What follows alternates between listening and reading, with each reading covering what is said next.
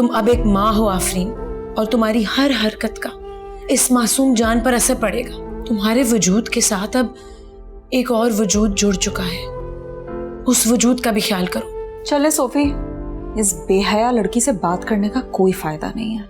रुको एक मिनट। आफरीन, जहांजेब की शराफत का फायदा मत उठाओ। तुम उसके बच्चे की माँ हो और वो सब कुछ इसीलिए बर्दाश्त कर रहे हैं। औरत तो मर्द की खासियत को एक झलक में पहचान जाती है, लेकिन मुझे अफसोस है 5 साल जहांजेब के साथ गुजारने के बावजूद भी आप उन्हें पहचान नहीं सकी।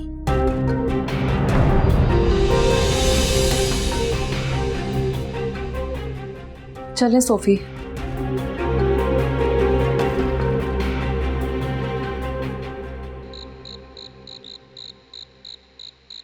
ये तो ज्यादती हुई नूर अम्मी। जब कसूरवार दोनों हैं तो सिर्फ सजा मुर्तजा को क्यों मिल रही है? मैं तुम्हें जवाब देने की पाबंद नहीं हूं, लेकिन इंसाफ करने की पाबंद तो है ना।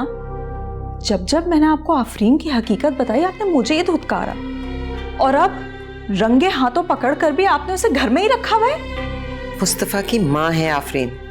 तुम क्या चाहती हो? चंद दिन के बच्चे को मैं बिना माँ के कर दूं? हानिया, नूर आंटी ठीक कह रही हैं, चलो। लेकिन एक बात याद रखिएगा नूर अम्मी, कोयले को जितना मर्जी आप सफेद कपड़े में ढांक लें, उसकी काला खत्म नहीं होती है। आफरीन की आशिकी भी खत्म नहीं हुई है। बहुत जल्द वो फिर गुल खिलाएगी और आपको मेरे सामने दोबारा शर्मिंदा होना पड़ेगा। मानना पड़ेगा कि मैं जो कहती थी सही कहती थी। हानिया, चलो मेरे साथ।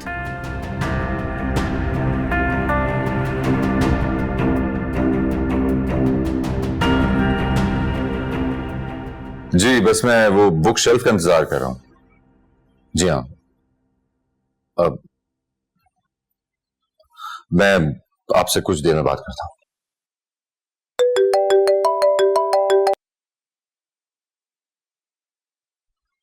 हेलो मुर्तजा, कुछ तो कहो। दिल चाह रहा है कि कुछ ना कहूं, बस सुनता रहूं तुम्हें। कहाँ हो? हमारी जन्नत में। जो हुआ वो अच्छा नहीं हुआ। तुम्हें दूर जाना जरूर था, लेकिन इस तरह नहीं, नूर अम्मी की नजरों में गिरकर नहीं। आफरीन रो मत, मुझे ऐसे ही जाना था, नूर अम्मी की निगाहों से गिरकर। आज नहीं तो कल यही होना था, और तुम्हें भी वहां से ऐसे ही जाना होगा, नूर अम्मी की निगाहों से गिरकर, उस घर से धक्के खाकर।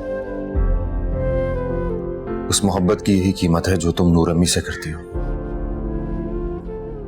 और हमारी मोहब्बत की भी यही कीमत है।